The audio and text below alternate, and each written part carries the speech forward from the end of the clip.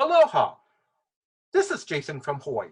Welcome to a very special episode of the Comics for Fun and Profit podcast. I am interviewing legendary comic book creator, pop culture expert, and historian, Mr. Gary Moondog Colabuono. Gary, welcome to the show. Hi, Jason. Great to be here. Thanks for having me on. No, Gary, thank you very much. And I have to keep saying this. It's an honor. Thank you very much for being on the show. It's an honor because I'm going to go through your list of credentials and your history. And correct me if I'm wrong, too. Okay? So, Sure. All right. So you are a comic book collector, dealer, appraiser. You are one of America's biggest comic book and pop culture expert and historian. You have been seen and heard on media outlets such as CNBC, ABC, and WGN Radio. You were the owner of Moondog Comics, now correct me if I'm wrong, from 1978 to 1994, and you had six stores during that time. Is that correct? That's right. Exactly. And then in 1994, I sold the company to a public company, and they in turn expanded it to 21 stores at one point. Okay, but we're going to get into that a little bit later. Okay, and then in 1993, you were the first recipient of the Will Eisner Spirit of Comics Retailing Award. You are a senior pricing advisor to the Overstreet Comic Book Price Guide. From 1992 to 1997, you're the CEO of the Chicago Comic Con. 1993, you, Kim Howard Johnson, Larry Marder started the Moondog's Pop Culture Radio Hour that was on every Saturday morning from 11 a.m. to 12 noon on WCBR. And then you were the owner of the amazing Windy City Collection and recently the prototype of Action Comic #1 that did not have Superman on the cover and Action Funnies. And more importantly, you are a loving husband, father, and grandfather who dotes on his 4-year-old granddaughter. Did I miss anything, or do I need to be corrected? I think the show's over. Right? You went ahead, you got it all. So actually, one other thing I missed was because you also the comic book bags. Yeah, comic covers. Yeah. Yeah. I'm looking at this. This may be a 2-hour episode. I'm going to be blunt and honest with you guys. I'm sorry, Gary. There may be times where I may have to cut it short because we just got to keep moving because there's so much that you've done. It's incredible. Well, it's great to be here. I'm looking forward to spending a couple hours in memory lane. I want to give a big thank you to Mr. Larry Horowitz. He contacted Drew, the co-host of the Comics for Fun and Profit podcast, for our show. So I want to give Larry, thank you very much. Anything else you want to add, Gary? Well, Larry is when he was a teenager was a customer, and so he became a very influential person in the Chicago radio and media market with his own website for years and years. And so Larry and I were chatting once just a few months ago, and I said, I'm doing this Moondog buys comics website thing, and I could use some help. And so he said, I'll be happy to help. So that's how Larry joined the team. So Gary, first off, where can listeners follow you on social media? Like you mentioned your website, Twitter, Facebook. Yeah, moondogbuyscomics.com is the website, and that's the landing place for if you were an old Moondog's customer, supplier, if you were an employee, an old employee. I mean, I at one point employed over 100 people. So, we all have memories about Moondogs, and we all still collect, or many of us still collect. I think we probably all do. And so, it's a place to come and say what you're doing now, and letting your old fellow employees know what's going on. But the commercial aspect of the website is there's so many baby boomers now who are downsizing, and I'm 70, so I'm in that same boat. And and people call me all the time and they go, Gary, you sold me these comics 40 years ago, and now, I need to sell them. What do I do? And that's what started Moondog Buys Comics. I wanted an easy way to connect with people who are selling their comics, so I can advise them on what to do. I could either buy it outright, buy the collection outright. I could give them their options and say, you don't need me to sell this for you. Just take it over to Heritage or Comic Connect or Comic Link and sell it. So, what I try to do is lay out all the options that someone would have if they have comics for sale. Okay. Gary, I'm going to go a little bit off the cuff here, but it's incredible that the incredible relationship you build with your customers, because like you already said that, you had customers contacting you, hey, Gary, I bought this from you 40 years ago. I mean, that's great that it shows that you built a relationship with your customers. That's incredible. Yeah, absolutely. Jason, when, but it's kind of funny that I had a customer contact me, and we got together, and I had sold her some really important books back in the late 80s. And she heard that I had passed away. But she found me on Facebook. Mm-hmm. So that was kind of like an eye opener. I go, I better start, letting people know that I'm still around and I'm helping people. Yes. So, you can go on moondogbuyscomics.com. Our Facebook page is Moondog Buys Comics. The Gary Colabuono has a Facebook page. We're on Twitter. So, I'm easy to find now. And I'm alive and kicking. Okay. All right. So, Gary, like you said, we're going to start walking down memory lane. So we're going to start off. So where did you grow up? Well, I grew up in Joliet, Illinois, which is about 60 miles southwest of Chicago. It's a steel mill town. My dad worked in the steel mills for 10 years before he went to work for a small grading company. And, it was the typical, not a suburban kind of life, because 60 miles was kind of a self-contained little town, but went to school there, and all my friends were comic book nuts. I guess we kind of just gravitated together. So started collecting in grade school, got to high school, and and the same thing happened. And there's an article that was in the high school newspaper. I was doing my own little fanzines back then. It was called Captain Twang. And Captain Twang, started, I'd make a little mimeograph back in those days, mimeograph comics, and I'd pass them out to everybody, and then guys would like to read them. And the next thing I know, the school newspaper is doing an article on, weird sophomore with strange hobby.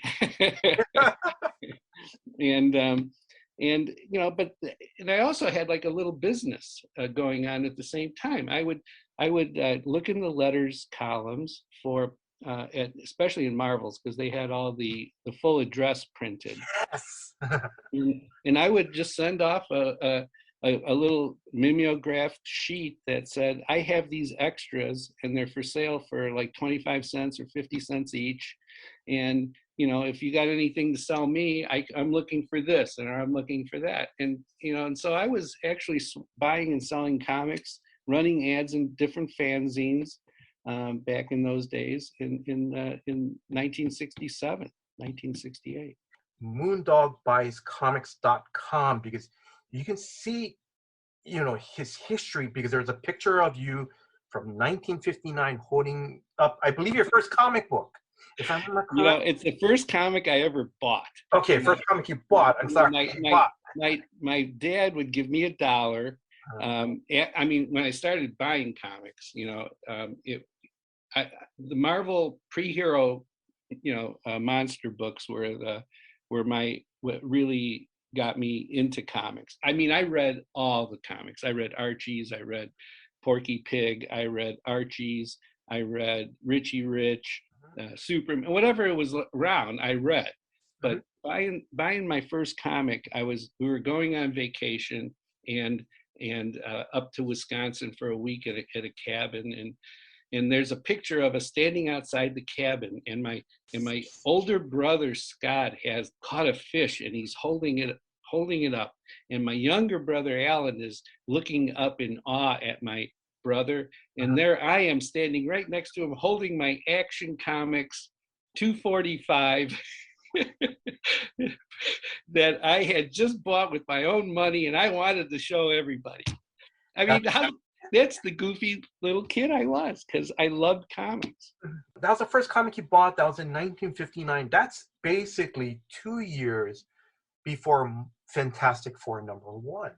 Yeah, it was FF1 was November cover date 61, and I bought FF1 because it was just another Marvel monster book when you look at the cover, and so there was. It was just a normal thing. And then issue 2 with the Skrulls, they're just more monsters. And they slowly, of course, evolved into a real superhero franchise. But, I mean, buying those early Marvels was just normal for me, because even if you had Journey into Mystery 83, you got those lava men. I mean, they're just monsters. So it took a while for the superhero look that we're all familiar with to evolve at Marvel. So all those pre-hero monsters, the Kirby Ditko, Don Heck, Dick Ayers, I mean, all that stuff is what led me right into the Marvel superheroes. How did you start your comics during that time?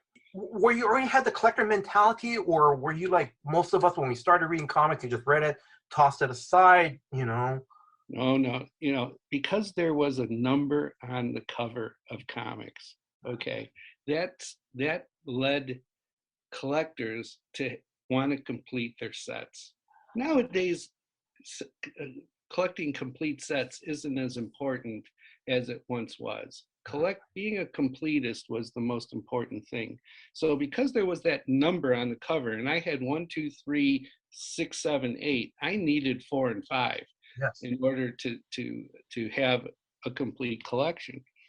So I remember I had these boxes. They were called chicken boxes, and that the stores would get their chicken delivered to them, and they were the perfect size. If you put a little divider card in, it was like 2 long boxes, 2 typical white long boxes, but one box. So I'd store all my comics upright in these these big chicken boxes. And I found out later that there were other collectors around the country back in those days using these same chicken boxes. Chuck Rosansky from Mile High Comics talks about using chicken boxes back when he was a kid too. Wow, that is incredible. But I took care of my stuff. Okay.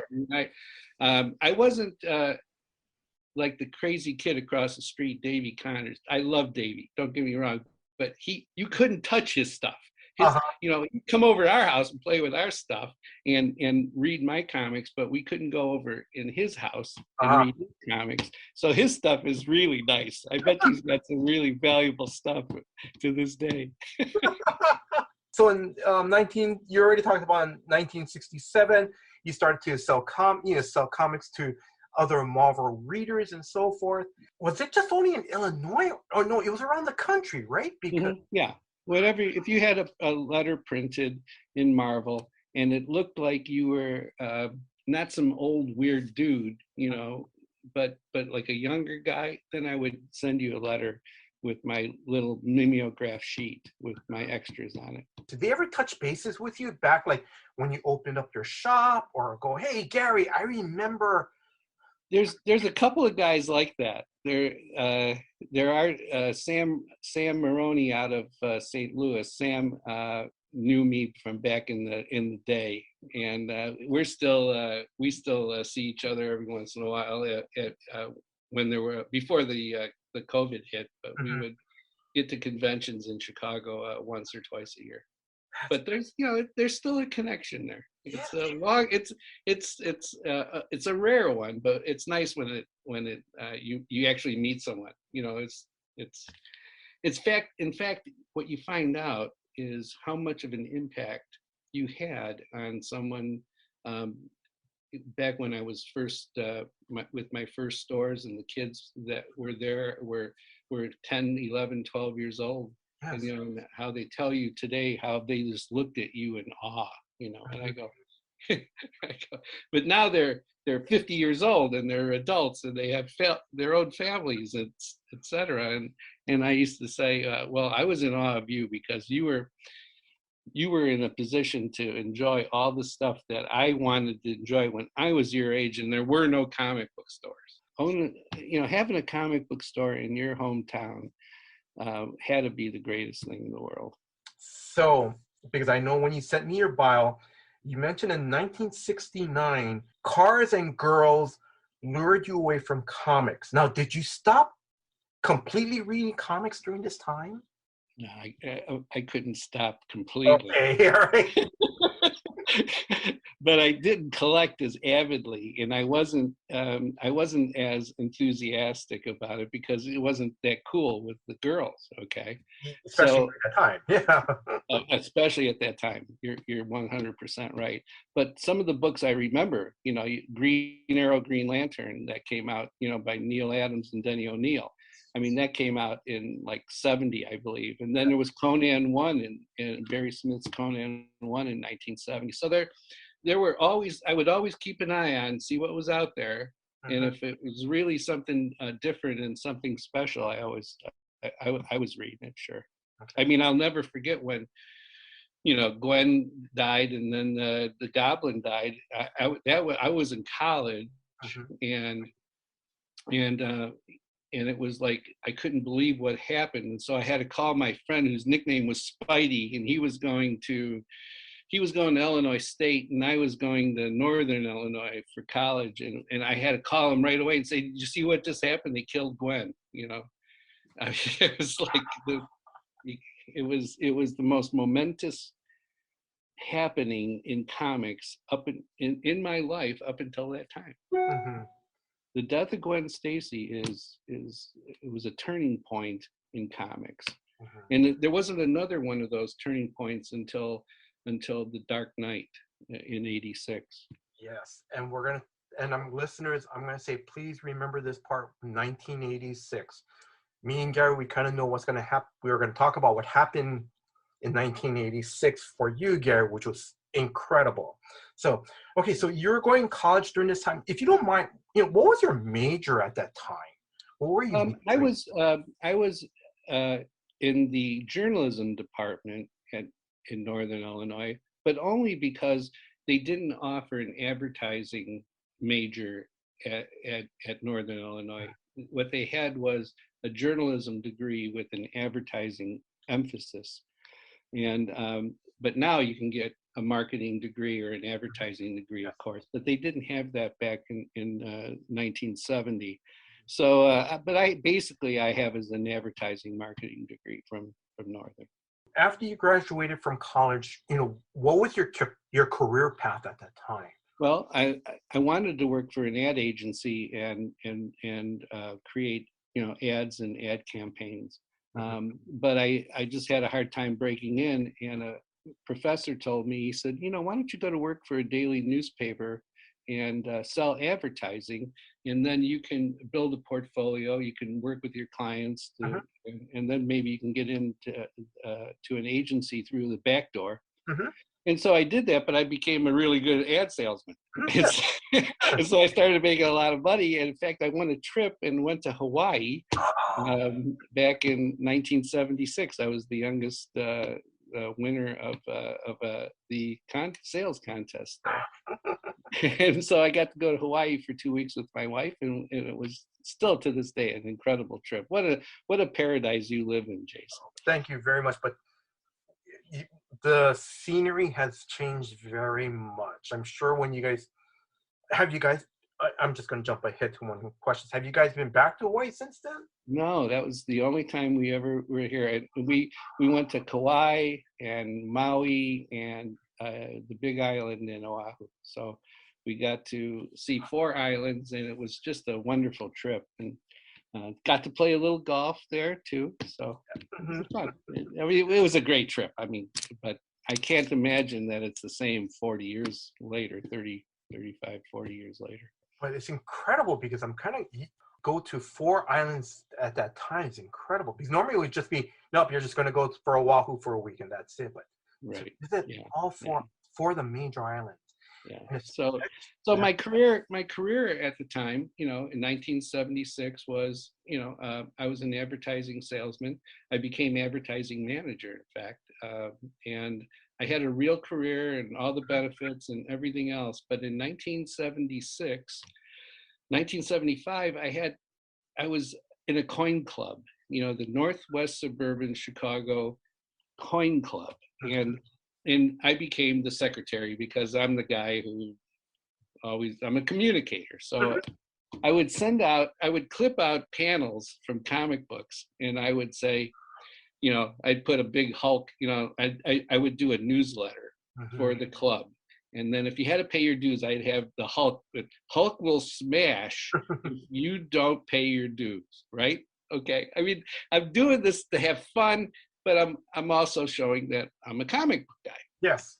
So out of the blue, at one of the coin club meetings, this guy goes, "Hey man, you know anything about comics?" And I said, "Well, yeah, I've been collecting them my whole life." And he goes, "Well, I have a basement full of old comics and I just want to get rid of them." And I said, "Well, I'll be happy to come over." Now, at this time, I am not a dealer.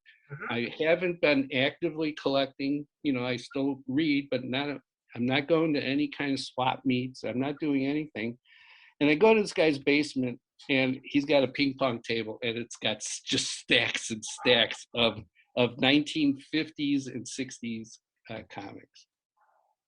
And it goes all the way back to Uncle Scrooge #1 and Showcase 22, First Green Lantern. I mean, it's just, and I look at all these comics, right? I don't know what they're worth. I have no idea, but I know that it's the coolest thing I've seen since I was a kid. And he says, "Are you interested?" And I go, "Well, what do you want for him?" He goes, "A dime a piece." And I said, "Okay, I'll buy it." So it was $500. It was 5,000 comics. And I loaded them in my car and I took them home. My wife goes, what are you doing? What are you doing with this? What the heck are you doing? And I go, "I don't know what I've done, but I'm going to find out." So I went out and bought a price guide because I had seen a comic book price guide in one of the bookstores that were my clients for the newspaper. And it was the 1974 guide with Joe Kubert Tarzan cover. And I started looking up and I go, "Oh my God, this Uncle Scrooge book is worth, $100 back in 1974. And that was like a lot of money, $100 for a comic book. And so that got me, interested in becoming a dealer. I didn't want to collect Uncle Scrooge, but I wanted to resell it at a profit. And I'm going, if this guy has a basement full of comics, there's other guys with basements full of comics. And the next thing you know, I'm setting up at flea markets and I'm meeting different collectors and I'm very successful. I mean, it was really kind of cool. And I go, "You know what? If I had a store, it would even be better." And I'm going, but all the stores were in Chicago. All the stores, you had to get in your car or take the train from the suburbs into the city. And there was like 2 stores. Because my old friend Joe Sarno had a store. My old friend Larry Sherritt had a store. And, it was a pain in the butt driving all the way to Chicago to buy comic books. I started reading again, I was buying all the Marvels, Howard the Duck #1 came was 1975. I started reading and collecting again. So I said, I'm not going to drive all the way down to Chicago anymore. I'm going to open my own store if the right opportunity ever came. So I played around the golf with my buddy Art, and we pulled up to this in downtown Mount Prospect, Illinois. In front of this, there was a pizza place, and we were going to have a beer and pizza after playing golf. and there was this old building. It's like the oldest building in town. It's 100 years old, even in 1975. And I looked in the window. There's some antiques inside. It wasn't even open. And the guy had just abandoned it or something. And I told Art, I said, that would be a perfect place for a comic book store. So we went in and had beer and pizza. We come out and there's a for rent sign in the window. Honest to God, it actually happened just that way. There was a for rent sign in the window, and it wasn't there when I walked into the place. By the time we came out an hour later, there's a for rent sign. And it was 250 square feet, and it was $125 a month. So I took it. And then I had to go explain to my wife that I just rented the store. What was your wife's and your family's reaction to opening up a comic shop? Now, before I continue, I want to let listeners know that basically, like you said, there are 2 comic shops in Chicago. Also, 2 comics were being sold in, correct me if I'm wrong, because like for me in Hawaii, they're being sold in pharmacies, spinner racks, Sure. magazine shops. So like there's like the shops just dedicated to all types of magazines, from sports to science fiction stuff. So what was your wife's and your family's reaction to opening up a comic store?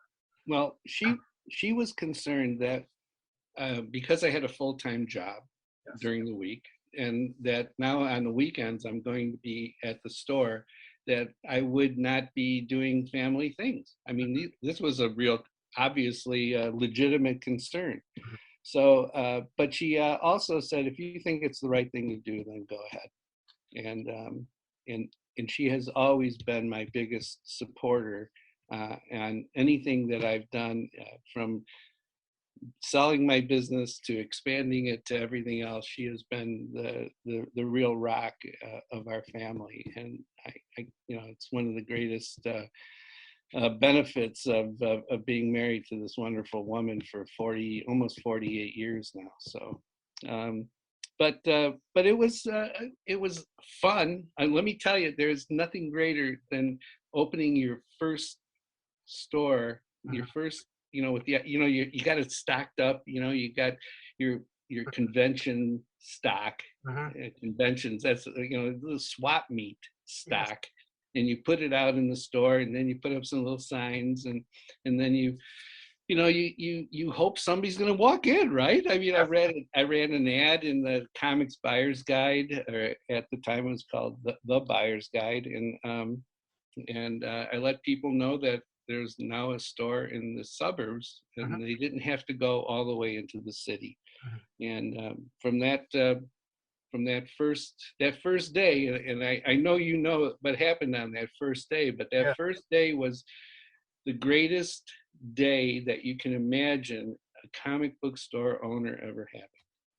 Okay, so I'm going to say, so correct me if I'm wrong, on September 16th, 1978, Moondog Comic opens up. Now, don't say anything yet. We're going to because that's going to be a whole different story. Because how you want to expand your business? How did that come about? Well, originally I had this little tiny store, and I thought that this would just be fine. It's a good way to get started, and we'll see what happens. And so I had this little tiny shop, and then within 2 years, it was very successful, and I needed more space.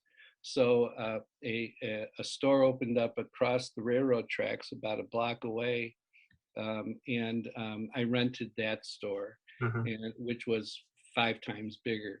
And then we, I started, getting more stock and getting more customers, and of course the business started of comics. They started publishing more comics, except for, the DC implosion that happened in 1978. Suddenly, half of their books were canceled, and I'm going, uh-oh, I'm in trouble. But I opened a second store in 1981 in Schaumburg, which was about 10 miles away. And, next thing you know, things are starting to get to the point where I'm going to have to quit my real job in order to expand any further. And so I'll never forget, our daughter was 4 months old, and I come home and I tell my wife I want to quit the newspaper. And I was the ad manager at the time. I had a great salary and a great benefits, and I said, I'm just going to want to sell comics and do Moondogs full time. And she said, if you think that that's the right move, then let's go ahead and do it.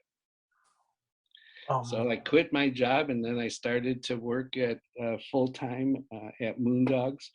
And so there I am on my first day of just working full time at Moondogs, and I'm sitting at my desk, and there's nothing to do because it was, it was always somebody.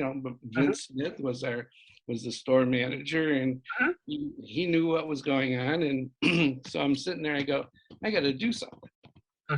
And I'll never forget. I said, hey Vince, maybe I can bag some comics. And he goes, well, we're out of bags. I said, what do you mean we're out of bags? How can we be out of bags? And he goes, well, the guy that usually shows up at the monthly swap meet didn't show up this month, so we don't have any bags. So I said, you know what? Maybe we can make our own bags. So I called up in the yellow pages. You guys don't know what the yellow pages are, but there's a phone book with ads in them. I look in the back, and there's a company in the next town over, and they make plastic bags. So I call them up, and I make an appointment, and I go, see this plastic bag? It's got a comic book in it. We use these plastic bags to protect comics against storage and handling damage. And he goes, okay, how many do you want? And I said, well, I usually buy 1,000 at a time. And he goes, hey kid, let me tell you something. 1,000 bags takes me 1 minute to make. We don't make 1,000 bags. We make hundreds of thousands and millions of bags. We're this big giant company, right? And I said, well, okay, how about 50,000 bags? And he says, okay, I'll tell you what. You want to buy 1,000 bags. I'll sell you 50,000 bags at $12 1,000. And I go, $12, I'm paying $30 1,000 from the guy in the monthly, swap meet. $12. I said, geez, if I'm buying them for $12, I can probably resell ones that I don't need, and I can start, selling bags to other comic book stores. So the next thing I know is I bought 50,000 bags, and so I put in an ad in the Comics Buyer's Guide and said, hey, comic bags, $16 1,000, but you got to buy 1,000 at a time. Yes. Next thing you know, I've got orders coming out of my ears, and I'm going back to the guy, and I said, I need another 50,000. He goes, hey kid, let me tell you how to work your business, okay? He goes, I'll tell you what, I'll sell you 1 million bags, but you don't have to take them all at once, but I'll sell them to you for $8 1,000. And I go, oh, wow, I'm going to make more money here. So, and then we had the different sizes. We had modern bags and Silver Age bags and Golden Age bags and magazine bags. Now, I didn't invent the comic book bag, but I did perfect it. And what I mean by that is I standardized all the sizes.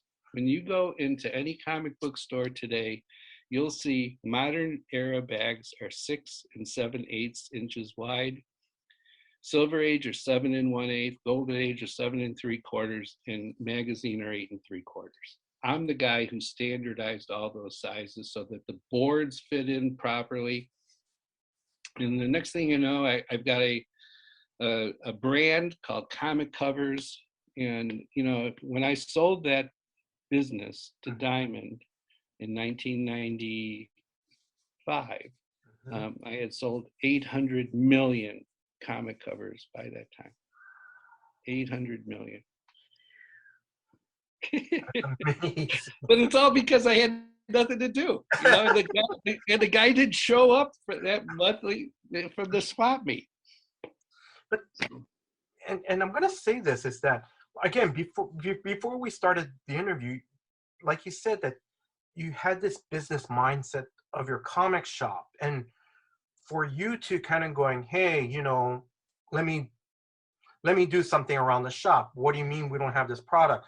Instead of just kind of going, oh, instead of just um, complaining about it, you did something about it, and now we have, like you said, you standardize all our bags that carries on till today.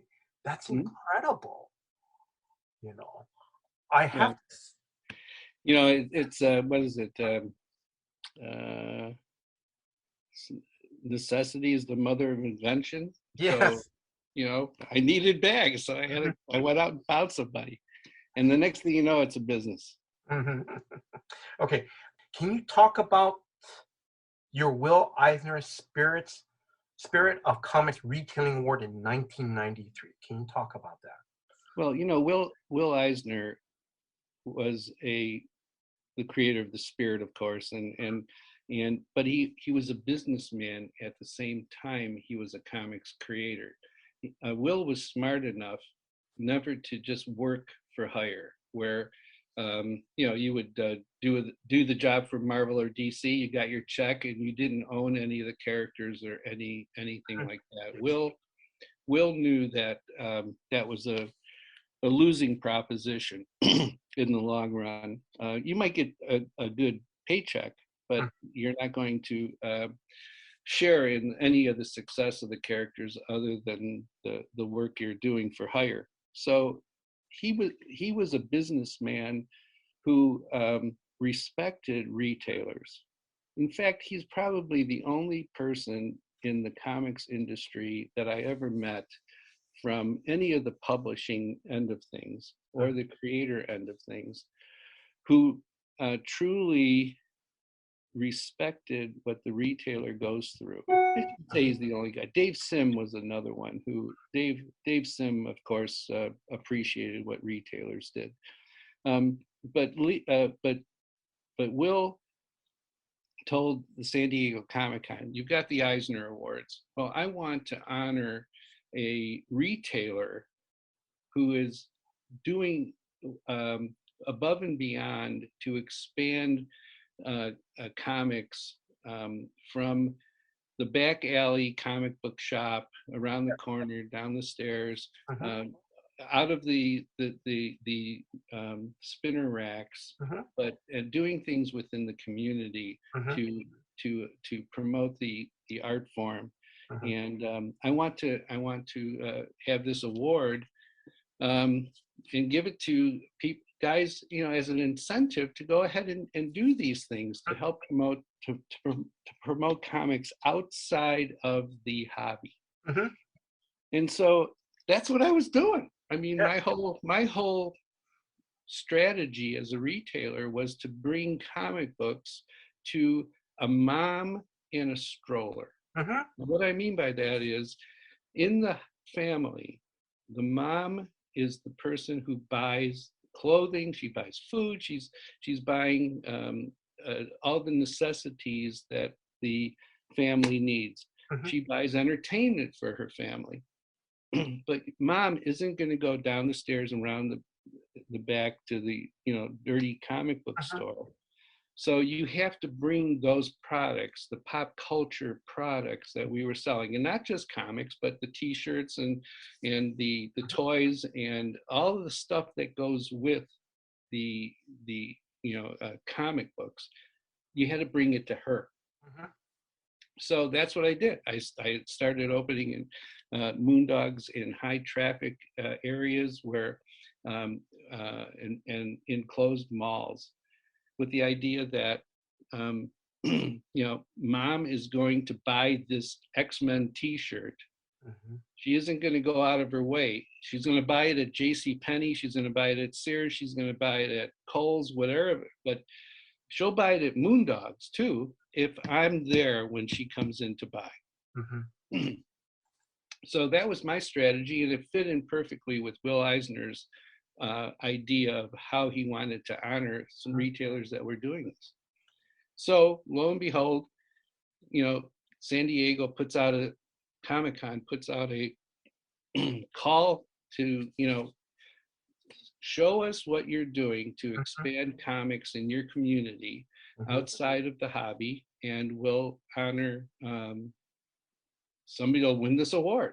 And I wanted to win it. I really wanted to win it, not for myself, but for my employees. I wanted them to feel that they were really a part of it, an important operation, and not just a comic book store that they were working at, that they were working a part of a truly important and organization.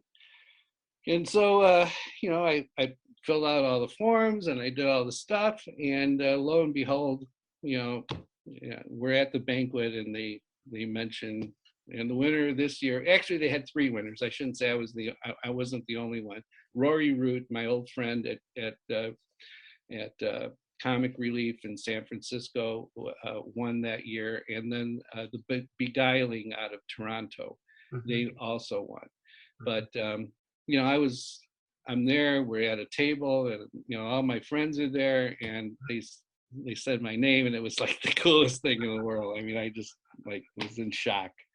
But it's something that is very, very important to me, and one of the things that I look at and truly am gratified and very happy to have won. All I can say is congratulations. I mean, that's a great business strategy of, it's instead of just trying to focus on the comic book reader, the comic book collector, you're focusing literally the important, the mom, the important person in the household, that you're focusing, your business on them. I mean, if we're going to expand this, Jason, if we're going to expand what we love, and you got to remember that there was well, you probably are too young to remember all this stuff going on in 1992, 93, but comics were really high profile. The death of Superman was, I mean, it was truly, a remarkable media event. And so there was so many things going on, and I was determined to be a part of all of that. I mean, that was really important to me. So bringing comics to where the moms were. I mean, if there was ever a story, if any of the media outlets, TV, Chicago Tribune, any newspapers, they wanted to find something out about comics, they called me. They called me because they knew that I'd be able to provide them with the information they needed.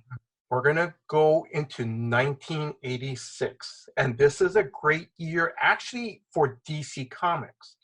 The Dark Knight Returns, The Watchmen, Superman, Man of Steel basically was rebooted. Wonder Woman, was rebooted. This is, the year after Crisis on Infinite Earths. But 1986 was a very important year for you, and it's regarding the Windy City Collection. Can you talk to our listeners about that? And you can go through the whole history of the day you open your shop on September 16, 1978.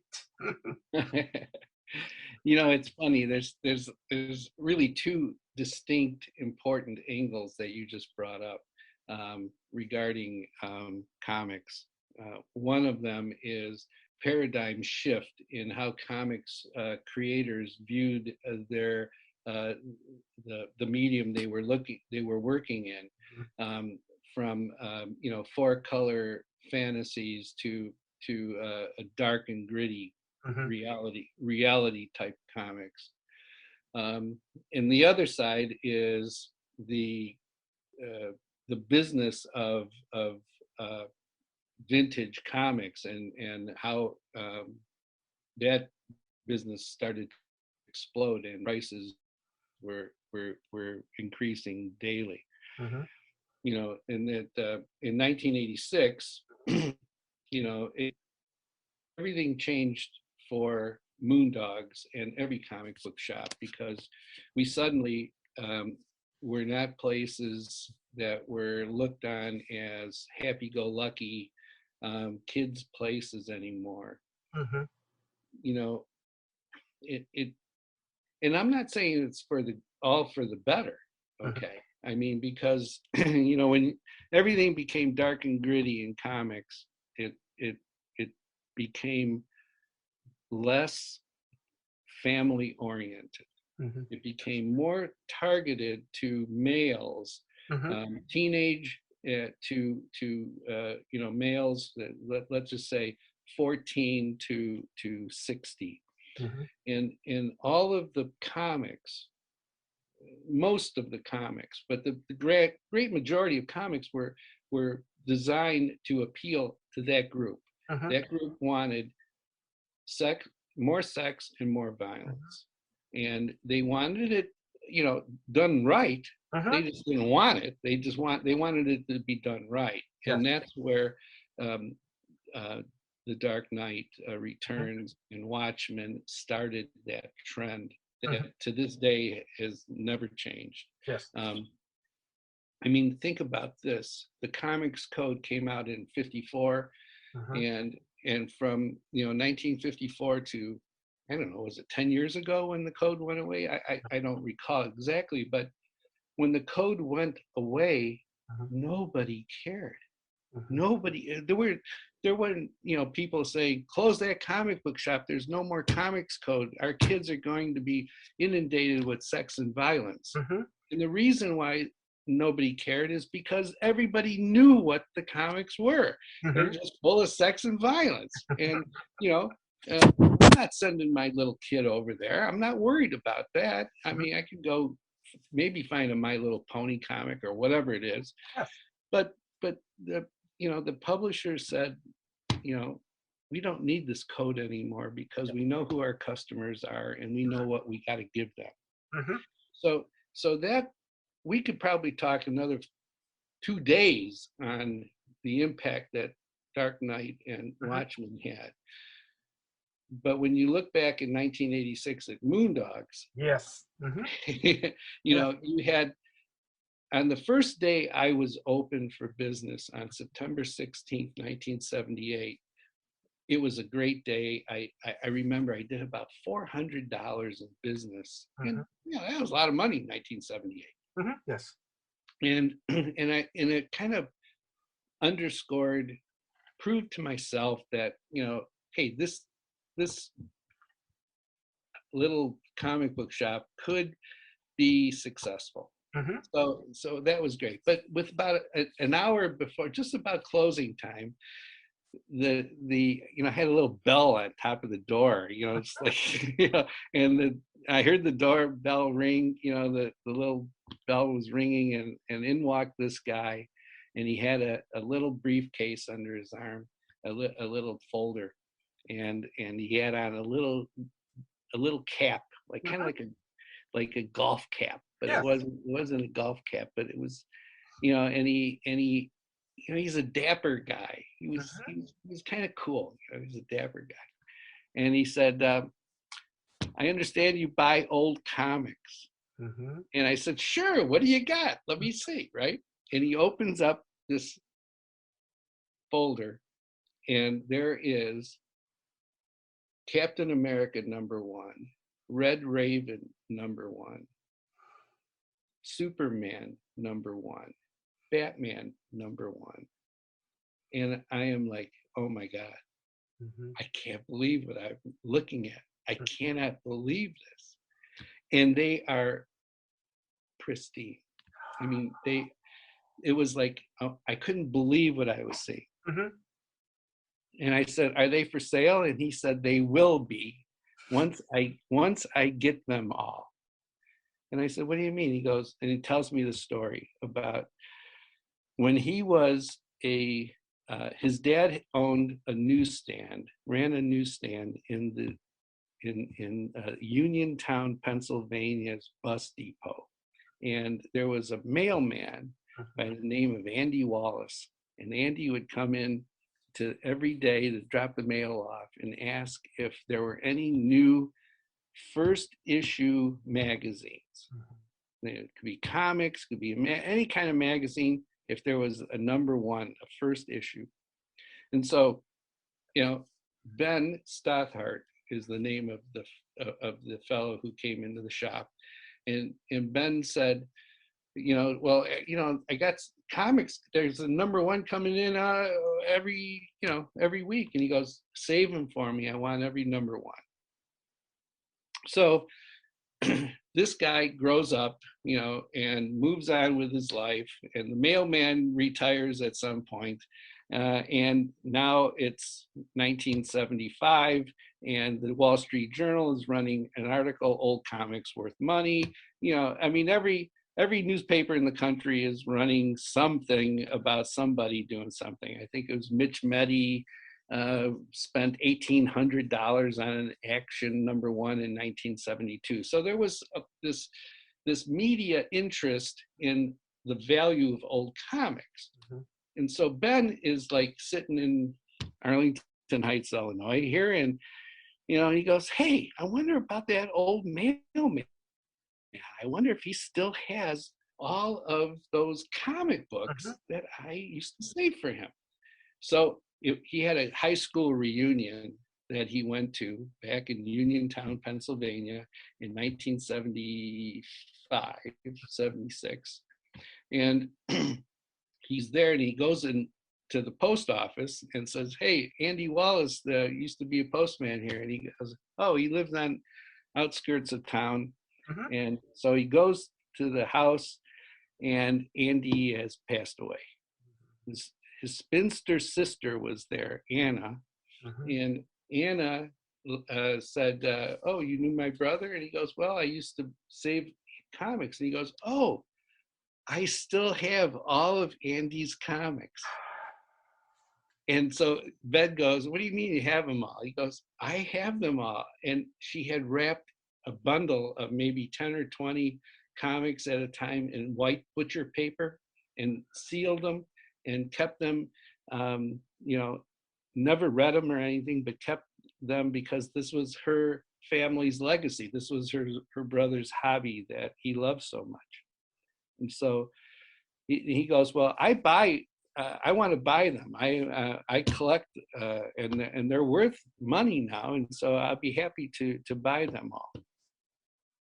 So he would come and visit her once a month, mm-hmm. and she would give him a shopping bag full of comics. And he never knew what was in there, but they would come up with a price, and he would pay it. And so there would be every issue was a number one, and eventually there were 2,500 number one first issue from Cap, Superman, Batman, Marvel Comics number one, Brave and the Bold, Avengers. I mean, she kept all the way up in 1964, 63, 64. There was a Daredevil number one. I mean, every single oddball title that you ever heard was saved if it were a first issue. Detective Comics number one from 1937 was in there. So he shows me these comics, and is explaining the story, and he says, I don't want to sell them until I get them all. Yes.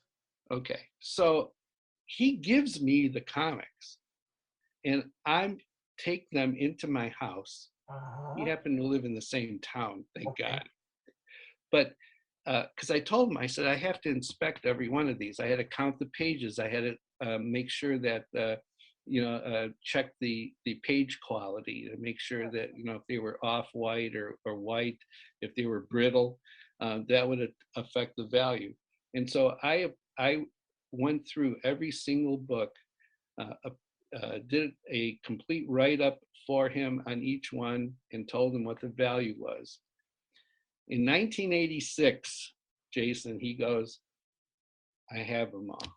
I'm ready to sell. Mm-hmm. And I said, well, I'm ready to buy. Mm-hmm. And and so it was like, I said, he said, I only want cash. I go, You only want cash. Okay. So we made a deal. I said, I can't pay. Now, you have to understand, he was getting other offers. Yes. He had promised me that I had the first shot at them. And he was a man of his word. So he came to me and said, I have an offer of $75,000 for everything. And I said to him, I go, I'm sorry, 70,000. And I said, Ben, I can't pay you $70,000 at one time, but if you sell them to me in segments, Yeah. I said, installments, you'll end up with more money by selling them to me this way. And so he said, okay, Gary, I trust you. So the first deal was 33,000. The second deal was 25,000. The last deal was the Marvel #1. And I paid $12,000 for it. So at the end of the day, he ended up with $82,000 for his comics. But that first deal, Jason, I'm on his kitchen table counting out $133,000 in $100 bills. It was like a drug deal or something, I mean, it was like the most, scariest time I've ever had in my life, to have $33,000 in cash. But I owned all the comics, and the rest is history. I mean, that Marvel #1 sold through Heritage in November of 2019 for $1,260,000. No, I'm gonna. I mean, that's incredible. I'm gonna take a step back because I just want to clarify for the listeners, because you did you hold on to that Marvel #1 till 2019? Oh, thanks for Yes, no, I I know. Because see, I didn't collect these books. Okay, this was, when I bought this collection, it was inventory. yes, I bought it for resale. yes. I didn't buy it to keep. Do I wish I would have kept it? Of course. Oh But, yeah. but I was building and growing a business, so it was inventory. I bought that book for $12,000, and 2 years later sold it for $22,000. Okay. So that was a $10,000 profit. Mhm. It was a record price at the time. Yes. And I used those profits and reinvested in my business and to grow the business. So I don't have any regrets. Mhm. Oh, yeah. I mean, in the sense of, I didn't sell it for $1.2 million, but like the lady who I told you, she thought I passed away Yes. when she contacted me. I had sold her Archie 1 and a Betty and Veronica annual. Mhm. And so I bought back a Little Audrey #1 and the Betty and Veronica annual that were from the Windy City collection. Um, and, and I still have, I think I have 2 other ones that I just kept because, not that they were valuable, but one of them is True Comics #80, which was a subscription copy, and it actually has Anna Wallace's address on it. And so I kept that, as a memento. Yeah. So, and then I'm going back to the Marvel Comics #1 because, like you said, you sold it for $22,000. A little bit later, you reinvested back into your business. But if I remember the newspaper article, every so often, if it be auctioned off, you get notified, right, to make sure that it was part of the Windy City collection. Is that correct? Well, yeah, here's what happened. I sold it to a collector in 2 brothers in Pennsylvania, and I had been in touch with them. Okay.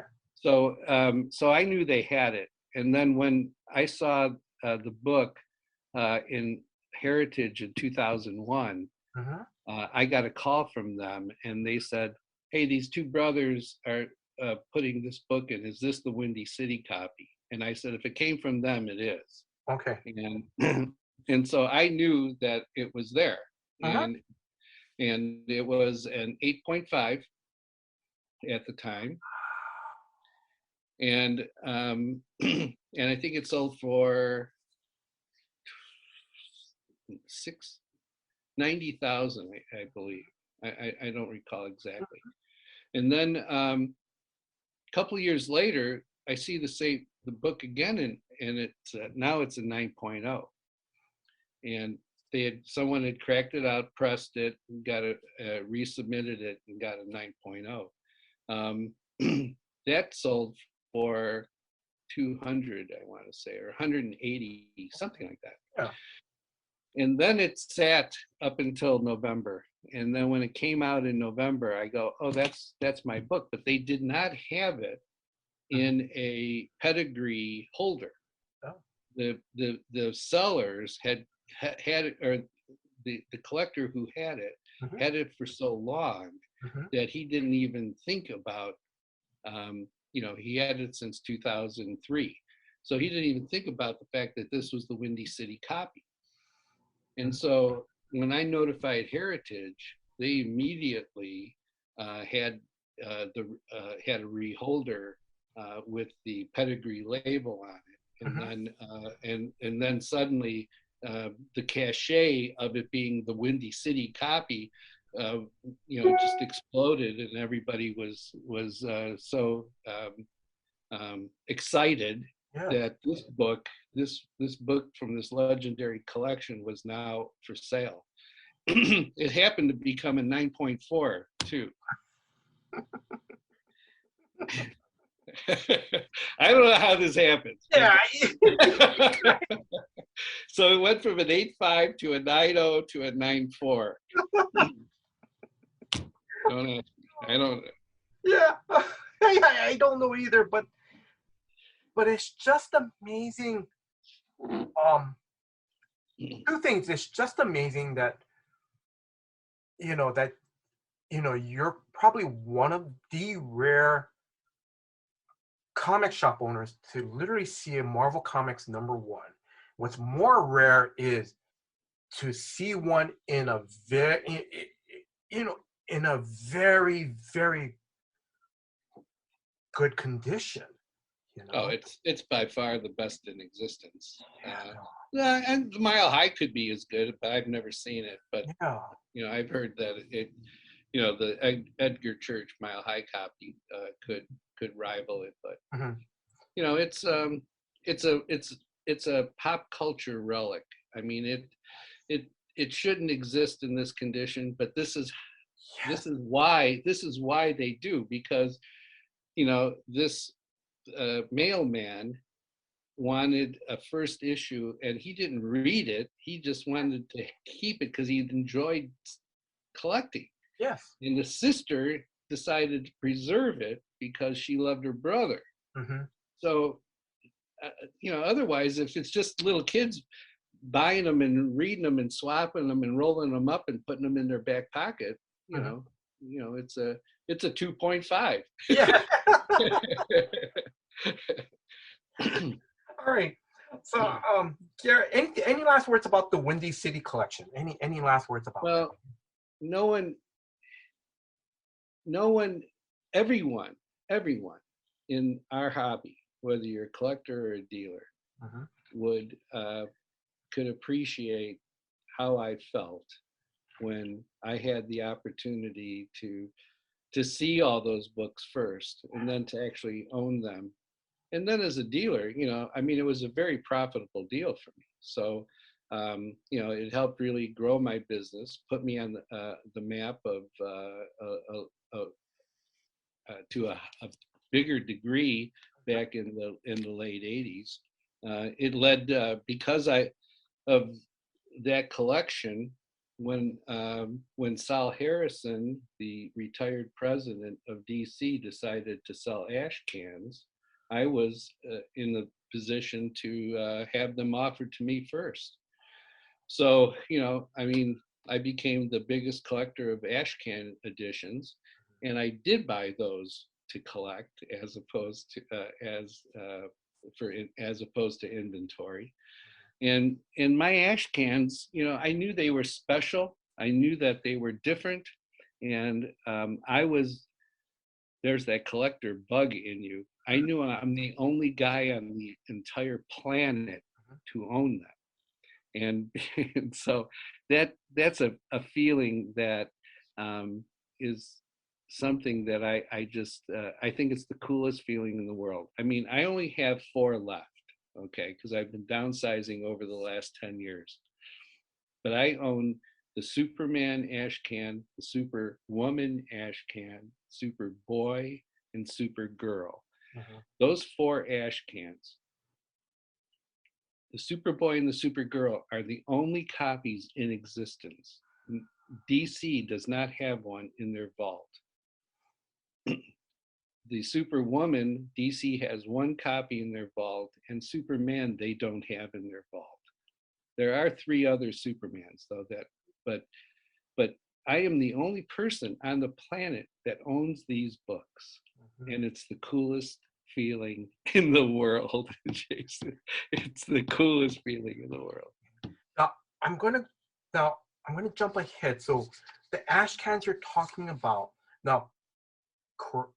Now, correct me if I'm wrong. Was one of them that Action #1 comic prototype? Was that the one? Yeah. Oh, okay. Yes, that was my book. I had the Action Comics and the Action Funnies. Now, we're talking ash cans. Maybe it's better that I kind of give a quick description of what an ash can is. An ash can is kind of a fake comic book. Just think of it like that. The publishers wanted to secure the trademark for the title Action Comics. And so, the famous logo of Action Comics that you've seen on every Action #1 that you've seen, it's still being published today. The first time when that logo was created, the first time it was on a comic book was on this ash can edition. And so what they would do is they would make 3 or 4 copies. They would put one with the trademark application and registration. They would send that ash can to the library, to the U.S. Patent Office. Now it's the Patent and Trademark Office, but back in the 30s, it was the U.S. Patent Office. They would send the registration application along with the ash can and said, we published this. Now, they didn't really publish it because it's a handmade comic book that they made in the office. They didn't go to press and publish it. They wanted to eventually do that, but they didn't want anybody to steal the title. But in between the time they decided, let's come up with Action Comics. What a great title that is. Yes. But we don't want to actually publish Action Comics because we don't have anything to put in it. So we want to protect it. So we'll make a fake comic book. They're called ash cans in the publishing vernacular. And we'll send it in and it'll secure our trademark. Nobody else can then use Action Comics. But they weren't sure if they should call it Action Comics or Action Funnies. So they made another ash can with Action Funnies. And then they went through the whole process of the trademark and blah, blah, blah. Now, they never published Action Funnies, but it was protected. Nobody else could take it. Now, one of the coolest ones was Flash. I owned the Flash Comics ash can, and Fawcett also had a Flash Comics that they wanted to produce because what a cool title, Flash. So DC beat them to the patent office with their registration so that they had to change Flash Comics to, they ended up calling it Whiz Comics. Oh, yes. That's right. Their original title for Whiz was Flash. And so DC beat them to the trademark, and so they had to change from Flash to Whiz. And so the history of these ash can editions is so powerful. It's so meaningful. It's so deeply ingrained in our hobby that the idea that these books are still in the hands of a few collectors, me and a couple other guys, that make them so unique and valuable. but they don't sell an Action Comics newsstand edition in 8.5 will sell for 3.25 million, like one did last week. But the ash can edition sold for 204,000. I mean, that's a lot of money, Yes. but it's not $3 million. And the reason that there's a difference in the pricing is solely because they're so rare, that no market has ever developed for these books. That that action that sold for 3.25 million sold for $2 million 3 years ago.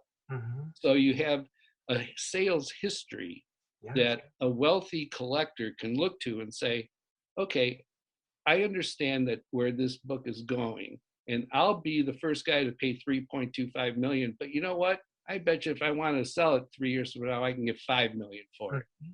But with an ash can, there's no sales history. Yes. Nobody understands, well, should I pay $3 million for this thing? No one's ever paid more than $12,000 for one. So somebody did take a leap of faith though, and went from $50,000 in 2010 for the last Action ash can, because there's two on the market. I once owned both of them at the same time. Someone spent 50,000 in 2010, but now someone just spent 204,000. And what a blessing for my family that was.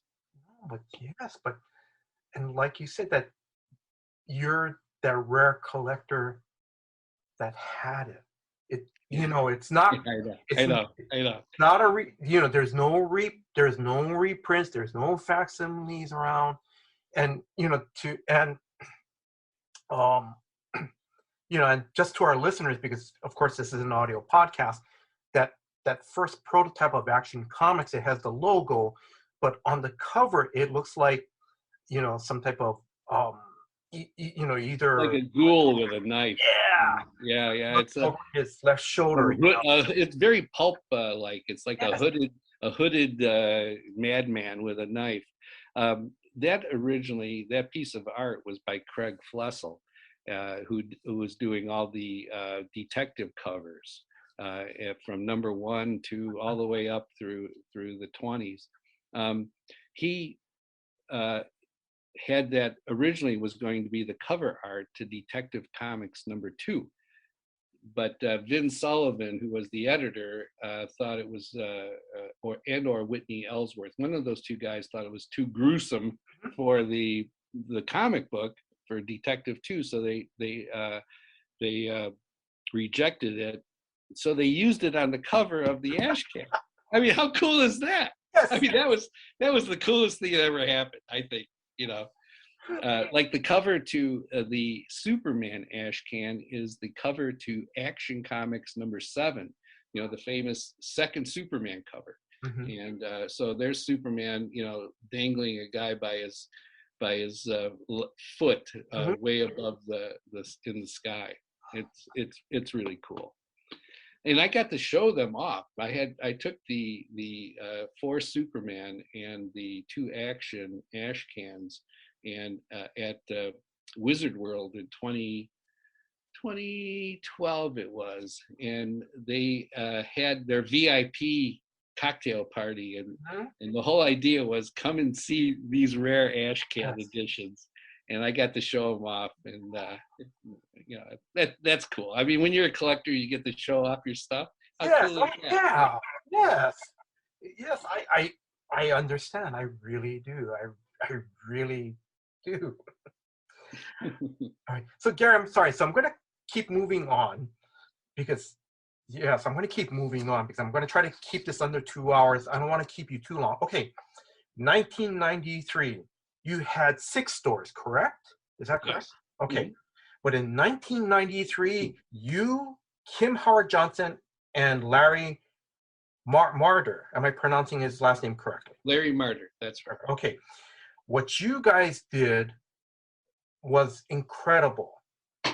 On September 11, 1993, and I have to keep saying 1993, that was the first airing of Moondog's Pop Culture Radio Hour.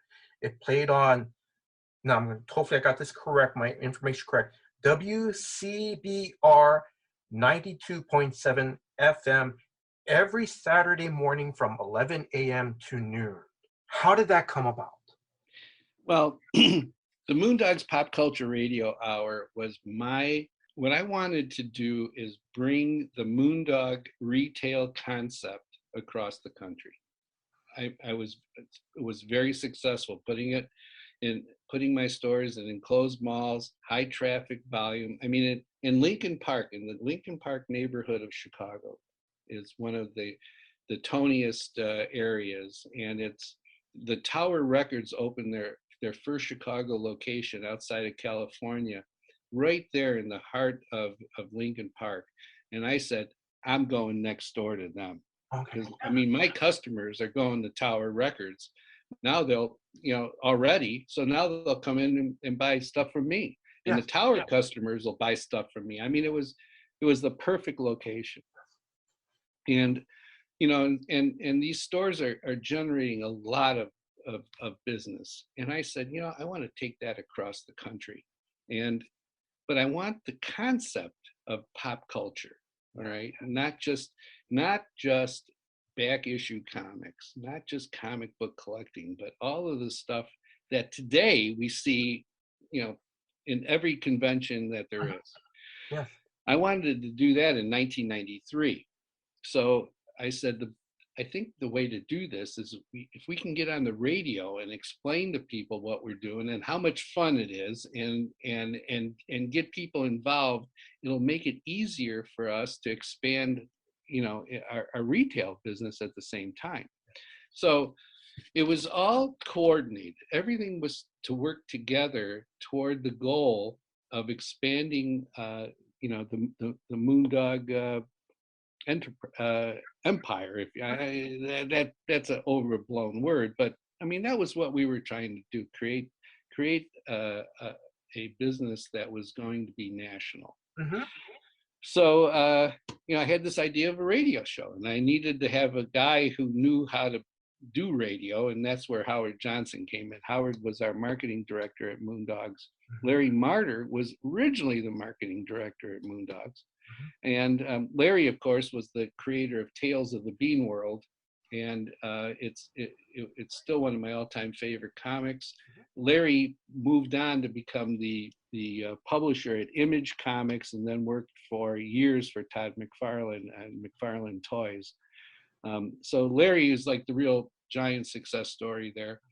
Howard has been has written books on Monty Python. And again, it's just a brilliant guy, so creative. And then there was me. I mean, I'm trying to have this Moondog persona thing, but as being somebody who just loves all this stuff and wants to bring people together, and then hopefully this radio show will do it. So we started in this little radio station in suburban Chicago, and we had a nice following. I mean, people would look forward to the show and stuff. And I said, okay, it's time to expand into other markets. Yeah. So I hired a company who would start pitching, Detroit, Cleveland, St. Louis, New York, LA, every place, with the idea that, hey, you guys can get a part of like a syndicated show. Yes. And you would, and it's Moondogs, and it's comic books, and it's pop culture, and it's fun, and it's unique, and there's nothing else like it. I mean, today people look on and say, "Oh man, you had the original podcast." Yes. And I never thought of it like that, but in a sense, that's what it was. I mean, we the show, and you can listen to every show by going to moondogbuyscomics.com, because we're putting up a new episode every 2 weeks. So there's 3 of them up there. We'll have a new one this Wednesday. I'm sorry, a week from Wednesday. But so I hired this company to expand the Moondog, concept, Moondog's Pop Culture Radio Hour concept, and they would talk to a program director in Detroit, and he goes, "So what is this?" Mm-hmm. Yes. "It's Moondogs. It's pop culture. It's comic books." And he goes, "I don't get it." And that was really what was happening everywhere. People just didn't get it. Yeah. But the show was so cool because the first thing we did was, just kind of say, "Hey, what's happening in comics this weekend?" And it would be a little banter between Larry and Howard and me. And then we would have the comic scene magazines. Yes. Maureen McTeague would come on and give us the inside information on comics behind the scenes.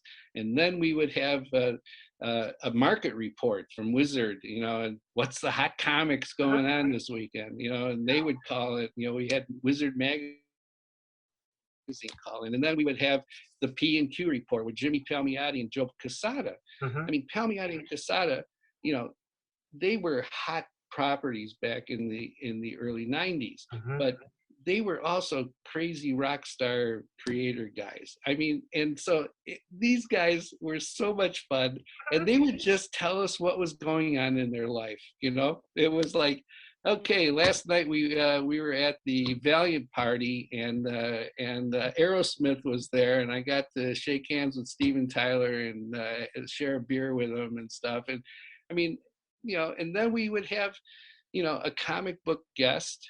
And then sometimes we would have, and it could be someone from Stan Lee to Peter David to, any creator. And then we would, try to offset it with a TV or a movie star. And, and that was our show every week. And it was great. I listened to him today and I go, my God, this was 10 times better than I thought it was.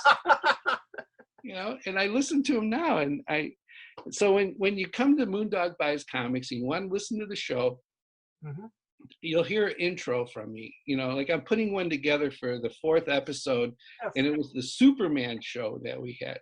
We have all 3 Jimmy Olsens on at that time. Okay, there was Jack Larson from the Adventures of Superman show from the 1950s. Yes. Then we had Mark McClure, who was Jimmy Olsen in the Christopher Reeve Superman. Yes. And then we had the Lois and Clark Jimmy Olsen. Yes. And we had, and then we had Mike Carlin, who was the editor of Death of Superman. Yes. And we had Vin Sullivan, who was the original editor of Action, who ended up being the editor of the first Superman story. We had him on at the same time. These guys had never even met. So we have this wonderful history-laden a show on Superman.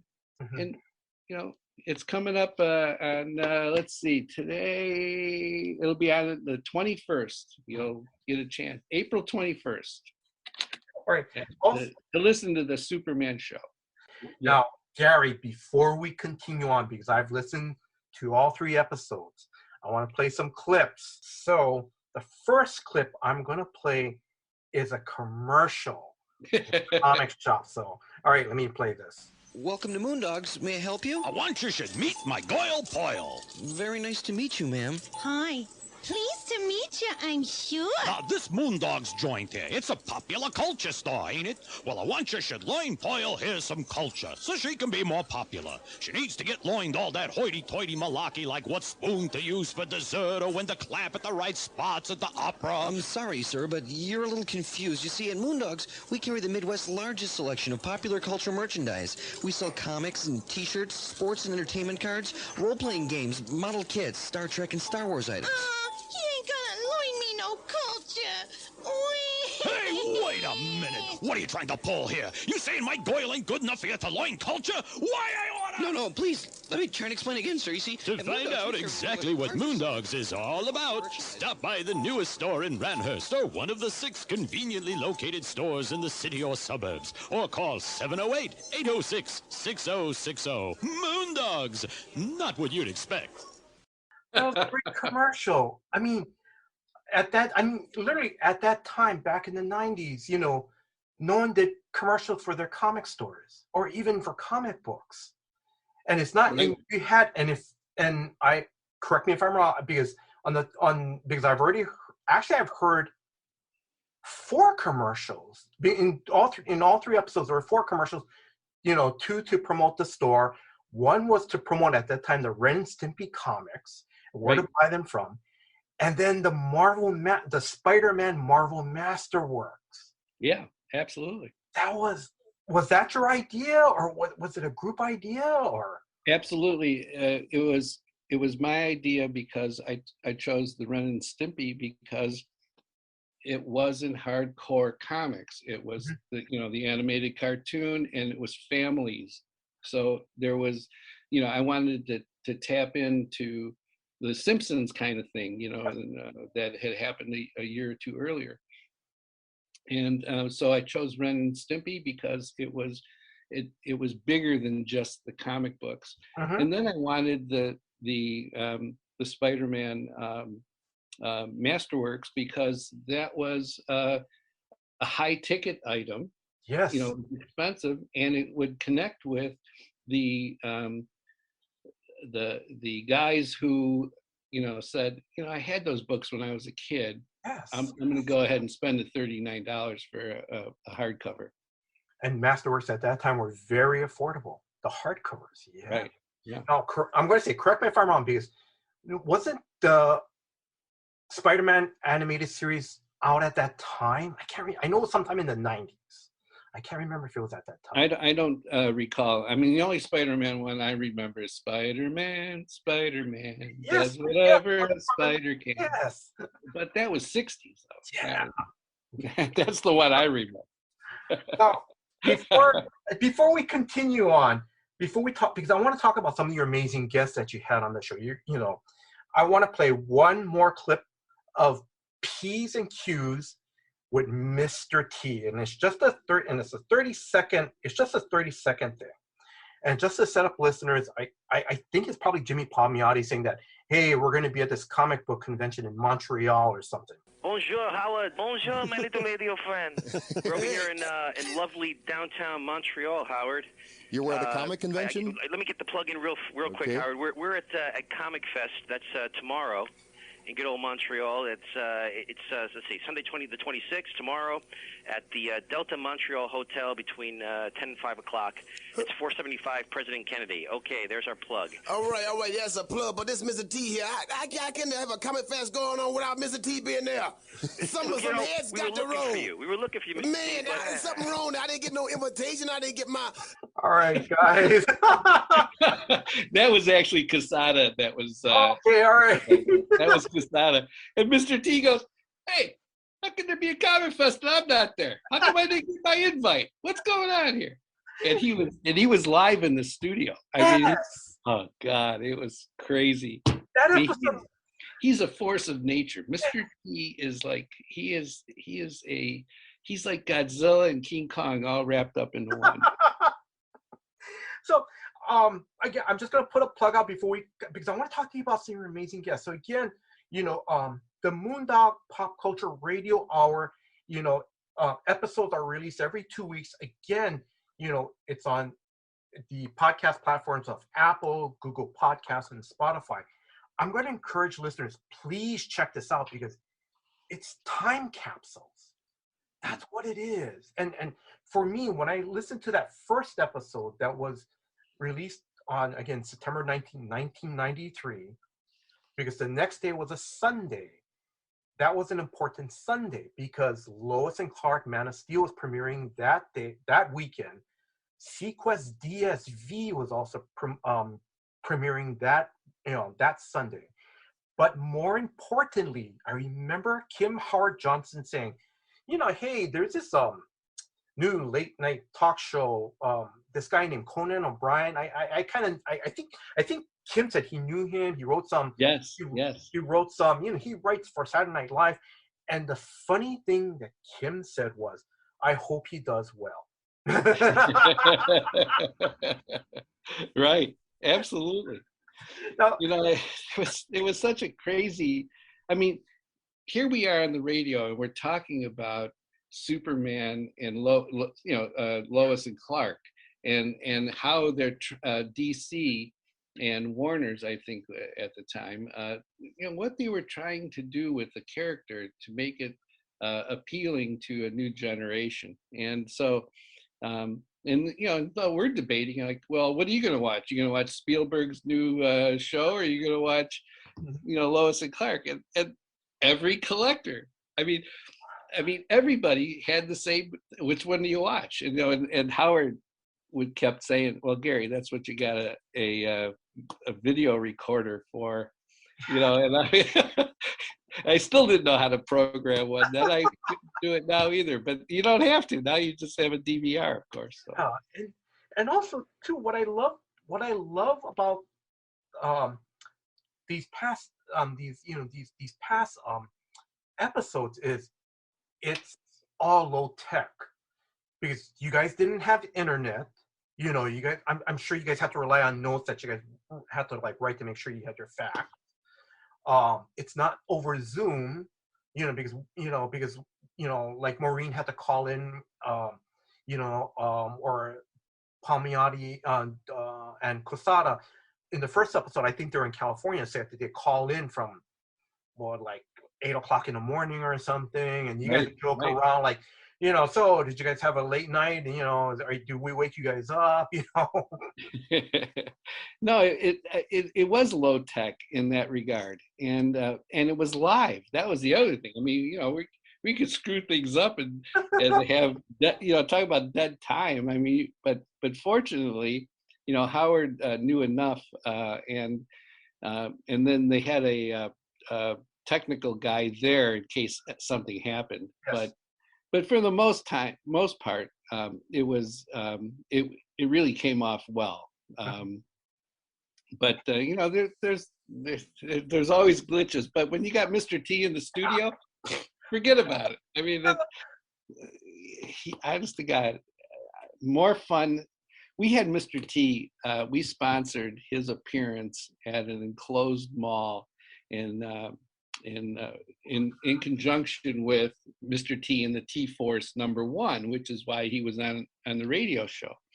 And I was friends with the owners of Now Comics, and so I said, let's have him over. We'll do Randhurst, and so we had the center court of this enclosed mall, the same place where Santa Claus is, like at Christmas time, and the Easter Bunny, and we had. There were thousands of people hanging from the rafters to see Mr. T. It was the biggest. The only thing that came close to Mr. T was Jim Lee, when Jim Lee came for Wildcats #1. I mean, that was, I think every comic book fan in 5 states came to see Jim Lee that day. That was unbelievable.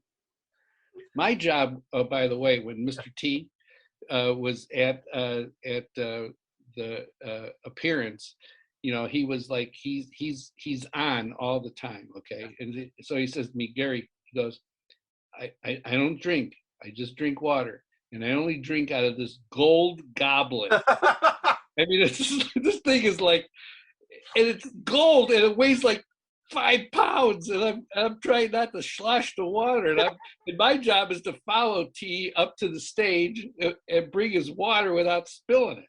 Oh God, it was crazy. Well, the main thing is, at least he said, he doesn't drink, he drinks water. So right. He's Mr. T. Okay, I want to talk about your amazing guest list, because on the first episode you had Neil Gaiman that called in, Todd McFarlane. Now, correct me if I'm wrong. In future episodes, and also, what was it? In that first episode, you also had Alex Hyde White, Mr. Fantastic from that infamous Roger Corman Fantastic Four movie on that first episode. That's great. But then also to the other amazing guests for other amazing future guests that you guys had were Frank Miller. You also had legendary entertainers Steve Allen, Audrey Meadows, and Bob Hope. Yeah. How did you guys get those legendary, legendary talents? Joanne Levine was my publicity PR person, and she you know, I'd say something like, hey, I just saw Bob Hope. I think he's got a new book. He might want to be on. And she goes, okay. And so she would just like say, hey, we got this great show that we want to give Bob. I mean, Bob Hope goes, you know, his publicist would say, hey, I got you, Bob, I got you booked in Chicago.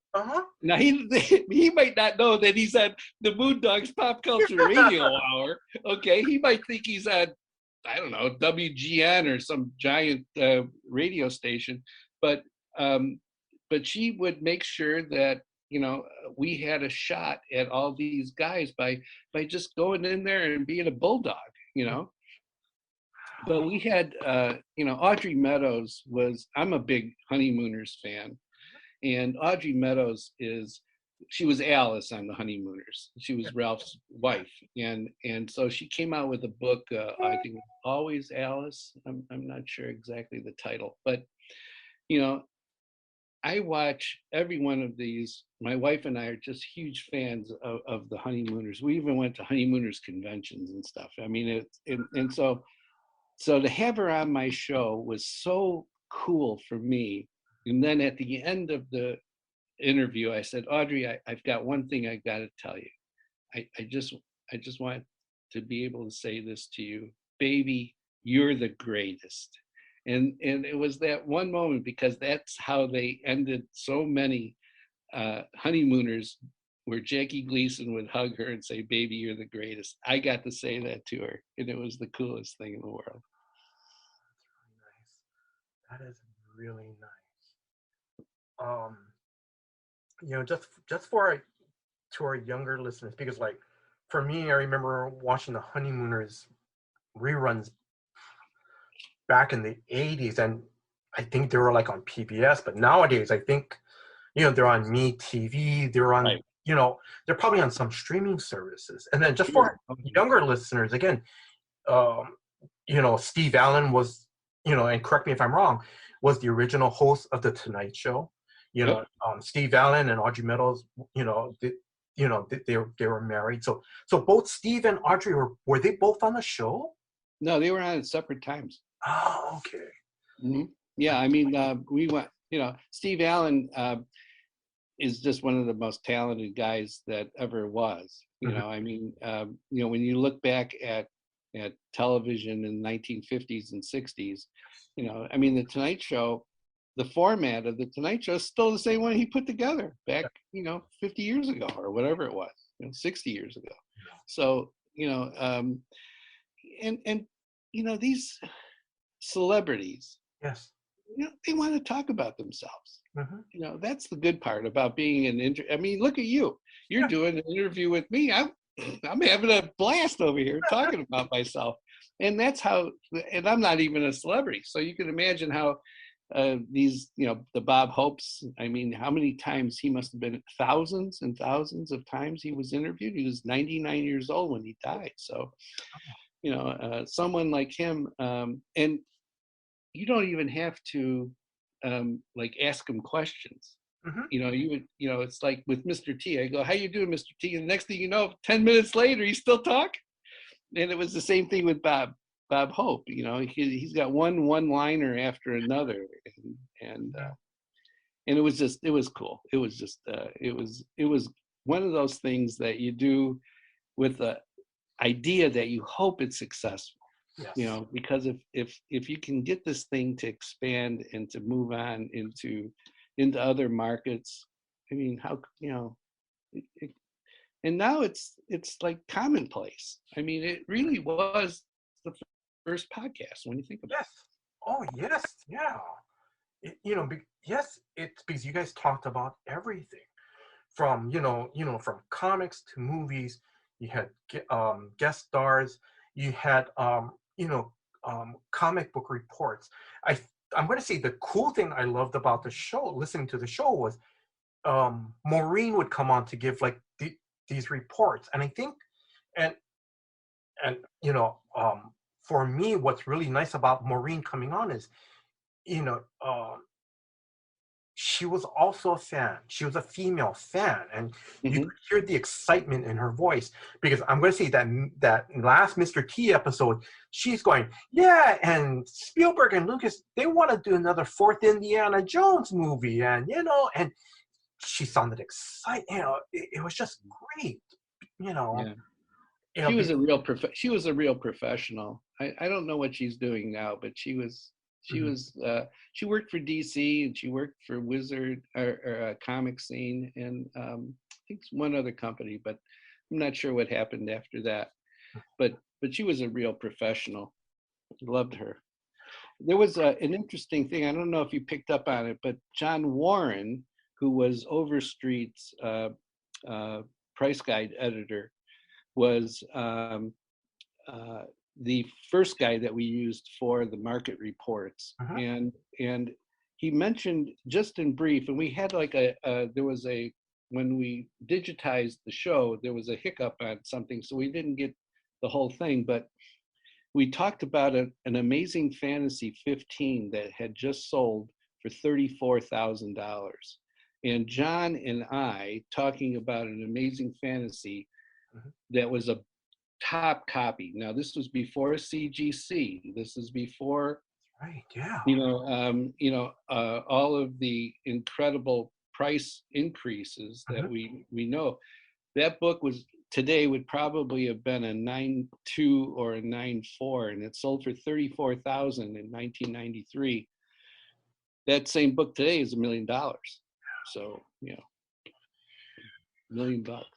Um, That was a big sale. That, I mean, people like really started to realize that maybe these Silver Age books can be just as expensive or valuable, just as valuable as the Golden Age. So. Sorry, Gary, I'm going to try to continue on. So, do you still keep in touch with Kim, Larry, and Joanne? I do. In fact, Oh, Joanne and I just exchanged emails yesterday. I got a text from Larry 2 days ago, and Kim and Howard Johnson and I still, well, he's part of the whole mythos here of what we're doing, and so with the Pop Culture Radio Hour, so I always keep him in the loop, and it's great. I mean, it's nice that these friendships have lasted all these years. yes. Um, do you still keep in touch with some of the creators that you had on the show, like Joe Casada, Jimmy Palmiotti? Well, it's funny. Whoever. Back, I sold Moondogs in 1994. Mhm. I subsequently went to work for the company who bought it.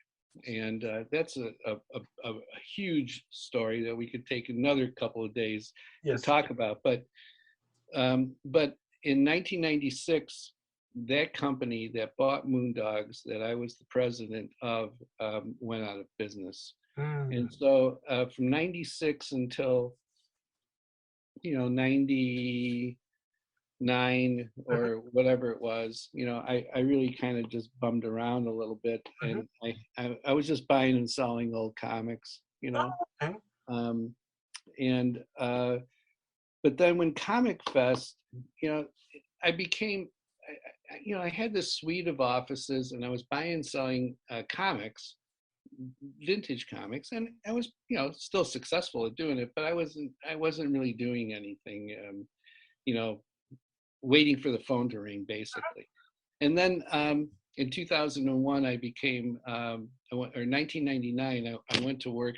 I was marketing director for a video game company called Incredible Technologies, and they make the Golden Tee Golf arcade game and Silver Strike Bowling arcade games, and I was the marketing director. And so I was really kind of out of the comics business because I was in the video game business. Yes. But in 2010, Mhm. Comic Fest, or was it 2011? The first Comic Fest came to Chicago, and they had a great guest list. Okay. And I looked at all of these different creators that were coming, and I go, gee, Casada's going to be there, Palmiotti's going to be there, Neil Gaiman's going to be there, and I haven't seen any of these guys in 15 years. Mm-hmm. Talk to them. So my niece was a fan. So I took my niece to the show, and I went up to all these guys and said, "Hey, Jimmy, it's Gary." And he goes, "Gary!" And, he'd give me a big giant hug. And Neil was doing a thing. We got to go back and see Neil. And everybody was so nice to me. And it was a gratifying moment, where, people remember Neil Gaiman made 4 different appearances at Moondogs over the years. He was the guest of honor at the '92 convention, it was probably the greatest convention ever for a guest of honor who did so much for his fans. He's probably the one guy who did the most, I think, to put the Chicago Comic-Con on the map. So, Mm-hmm. Mm-hmm. so I did keep in touch with them. But it's like anything else. These guys got things to do. They're busy guys. No, but it's nice that that you're able to connect with them at Comic Fest, and then for them to go, "Oh my God, Gary, how are you doing?" And right, after all those years. Yeah, that is really great.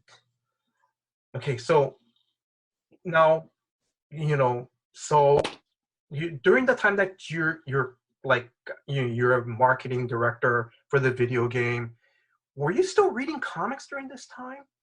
Just a few, but like right now, the new comics they just really turned me off, in the sense of how they look. Mm-hmm.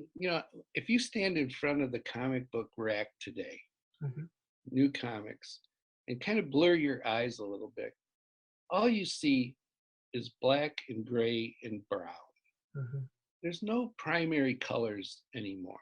Mm-hmm. And so, when kids, if you look at the old Superman comics from the 30s, 40s, and 50s, they're all red, yellow, and blue. Uh-huh. Okay, the primary colors that are attractive, they to the eye. They bring you to your attention to what they are. Mm-hmm. Nowadays, that's not the case. Nowadays, the printing processes are so sophisticated that they can do all these different gradient, from a very subtle gray and subtle blues and dark blues. They can do incredible things. Yes. And the art is incredible. Yes. Mm-hmm. Right?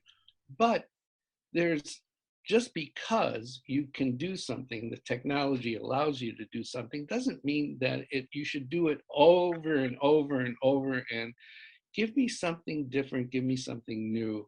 And I just don't see it in today's comics. Mm-hmm. But I do love the new FF. I've been reading since it came out. I've got all 30 issues right here next to me. And I'm enjoying that immensely. Mm-hmm. I'm enjoying it immensely. Some of the things that I did read over the years, I liked that World War Hulk. I thought that was pretty cool. Invincible, the first two 24 issues of Invincible I liked. But, I just can't get into the Spawns and stuff anymore. I read all the Spawns when they came out and stuff. But it's it's been around for 300 issues. That's crazy. Mm-hmm. God bless Todd McFarlane that he can do that. Yeah, but it's really nice. It's really nice to hear that. It's there's still comics that you still love and read. You pick and choose. That you still enjoy today. That's really great. I'm sorry, Gary, I'm going to continue on because I want to start moving on to your website, Moondog Buys Comics. So correct me if I'm wrong. You started the website started to go up, was it a few months ago? Yeah, it's only actually like 6 weeks, right? Oh, okay. Okay. And we started with the idea that, you know, if you know me, come here, I'll help you. You know, and maybe that help is I'm going to buy your collection, but it might be I'm just simply going to give you your options on what you can do. Like I got an email through the website from one of my old college friends who lived down the hall from me in the dorm, and he goes, "You probably don't remember me, but you know my nickname was Barbarian, and I had Conan posters on my wall, and I still have 2 copies of Conan 1 and a few other things, and I heard that you're buying comics." I mean, I was so like, it was like, I go, Danny Morris, of course I remember you. How could I not? And so it's so cool to be reconnecting with, you know, people who I've known over the years. I didn't expect to hear from him, but that was just really a wonderful surprise. Okay. And you know, I'm going to ask, you know, can you like explain more, like, you know, because I visit the website, it's a great website, but can you talk to me more about like there's a link for sell to me and free appraisal. Can you like explain to me what that is? Is it like, like, you know, are you taking requests from people around the country, or is it more? If you're a collector today, and maybe you're already buying and selling on eBay, your doubles or, you know, things, maybe you're, you know, anybody that's listening to this podcast, you know, it's comics for fun and profit. I mean, so, you know, so if you're already dabbling in buying and selling, you really don't need Moondogs, okay, to help you do that. But if you bought comics, you know, 20, 30, 40 years ago, and now you want to sell them and you have no idea what, all you know, you may know is that the market is hot because of all these world record prices that keep being celebrated. So, you know, I'm the guy who is going to be able, with a very low key approach, you know, there's no pressure, you know, everything is free. You don't have to worry about spending any money. If you have a collection and you just want to know if you have anything valuable, that's the first thing. You know, do you have anything good? And then what options, how is the best way to sell them for the most profit? That's really where I come in. And I have been, you know, I work as people's agent at times, and I don't so much like consignment, but you know, I can be your agent and get you the best price for certain things if you have books that are valuable enough. But you know, most of the time, you know, I buy the collections, you know, and for cash, and people, you know, are happy. They don't have to wait around 6 months to get paid. You know, I mean, it really comes down to, you know, what's the easiest way for me to sell for the most money, and that's what I come in. That's what I do. And then, like, when you do like appraisals and stuff, is it just you, or do you have someone that helps you? My partner in this endeavor is Pete Shashesny. Pete is Comics for Less. So if you go on eBay and look for COMICS, the numeral 4, LESS, Pete's one of the best dealers in the country. His eBay has got like 50,000, you know, likes on eBay as being a great dealer. Pete is my partner in this. He's the one who helps me. You know, I buy a Spider-Man #1. I don't need any help, but I get Spider-Man 101 through 300. What do I do with all those? I don't deal in average comics. I deal in high-end comics. But Pete, he's got customers for those. So Pete comes in and helps in that regard. And it's been a wonderful relationship. We've been doing business together for almost 10 years now. Okay. And then now correct me if I'm wrong. Again, the website is moondogbuyscomics.com. That's correct. All right. So I'm going to start slowly wrapping this up. Actually, I want to ask you one more question before I start coming down to the final questions and fun questions. Where did you get the nickname Moondog? Well, let's go back to that same dorm in college. And I used to have a lot of underground comics in my room. It was 1970. I was in the dorm in 1970 through 72. And so I had a lot of underground comics, and there was one called Moondog. And there was also an album called Moondog, a record album. And Moondog, the character was this blind street musician in Manhattan. And he was kind of like a character. I mean, he was a character. I mean, he used to dress in these like Viking robes with a big Viking helmet on and a big beard. And he had a staff that he would stand there with a little tin cup. And Moondog was, you know, I had the album and I had the comics, and the next thing you know, the guys in the dorm go, "Hey, Moondog, what are you doing? You know, hey, Moondog this and hey, Moondog that." And so when I went to open my first store, I had this nickname, right? The Moondog nickname. So I said, let's call it Moondogs.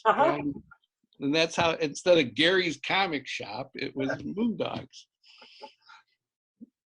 But it all came from, you know, Lou Hardin, the original Moondog in Manhattan, his album. And by the way, they're doing a documentary on the original Moondog that should be coming out this year. And I was a part of the Kickstarter for that. I had to, come on. And so you got the Moondog in Manhattan, and then you got the Moondog comic, which is kind of based on him too, but it's not the same. And I actually own the cover art.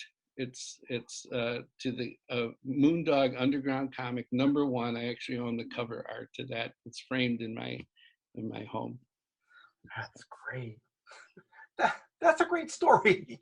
It's a true story. It's like, it's gotta have comic books into it. I mean, it's gotta have comics, and you know, I mean, this guy's more like Gandalf, if you know, a blind Gandalf, if to get a visual of him. That's what you think of. All right. So I'm slowly wrapping things up. So, what are your thoughts about the MCU, the DCEU, making our love for comics become mainstream? Because I'm going to preface this with listeners that because we've seen, I mean, you've seen the original Superman on the 1950s in the TV show. I mean, I lived through the 70s and had to go through Kathy Lee Crosby's original Wonder Woman movie, Nicholas Hamilton's Spider-Man, you know, that 1978 Doctor Strange movie with the late Jessica Walters. And it wasn't bad.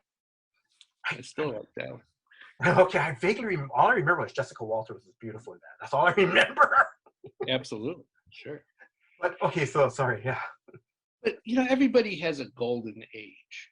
Okay, this is the thing. See, I was fortunate. I think I was, you know, I was born in 1951. So FF1 came out, I was 10.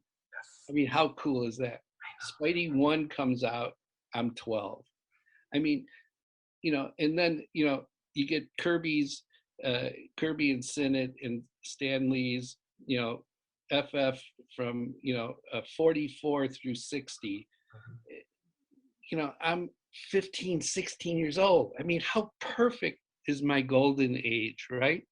Well, the same feeling that I had then about these characters and the stories is being experienced by today's generation. It started with Iron Man, and now it's gone through, you know, all of the Avengers and Cap and everything and Spider-Man. I mean, all of this is their golden age. They're getting the same feeling that I had when I was that age from these characters and the stories.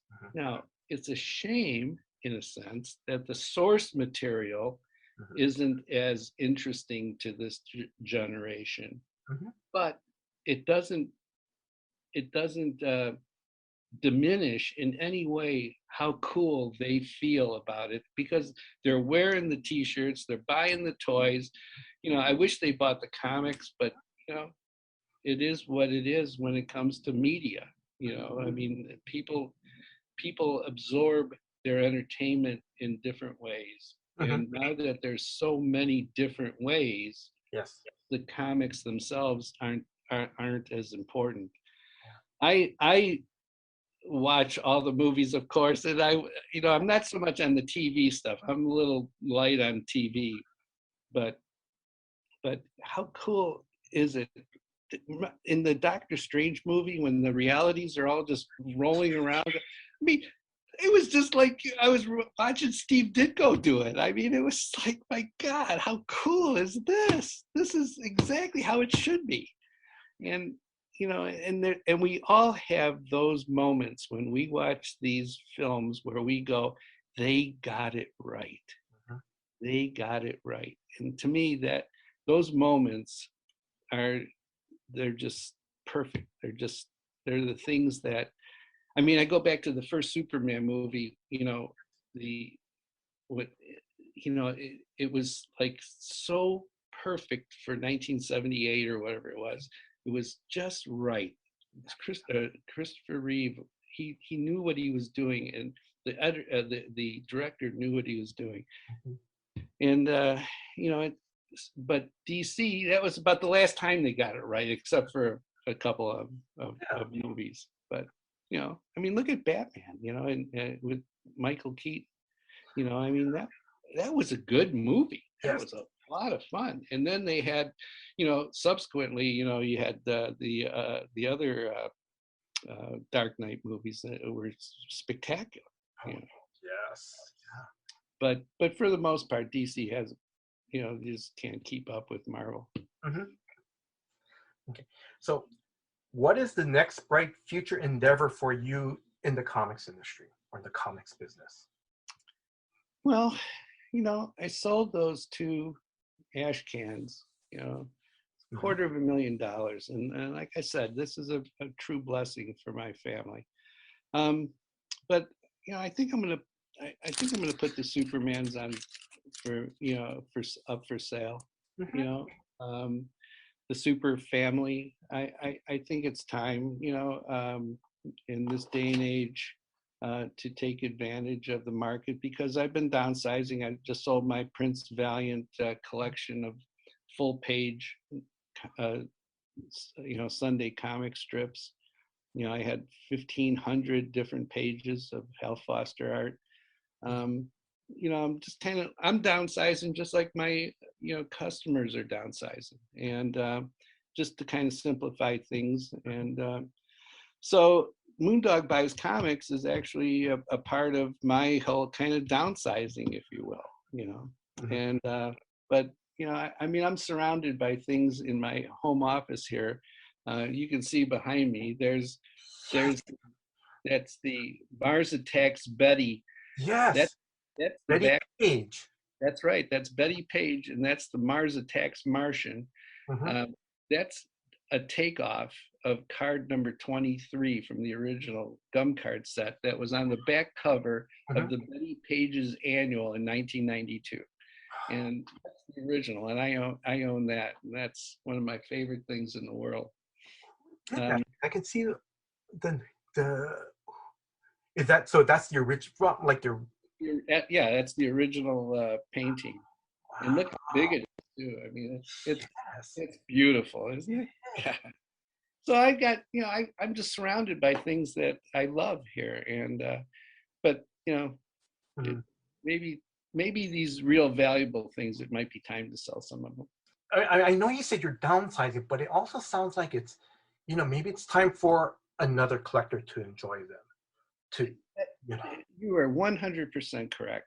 That's exactly the approach I took with those action funnies and action comics, as well as my Prince Valiant collection. I mean, I got the letter right here from the guy. I'll read it to you. His last letter.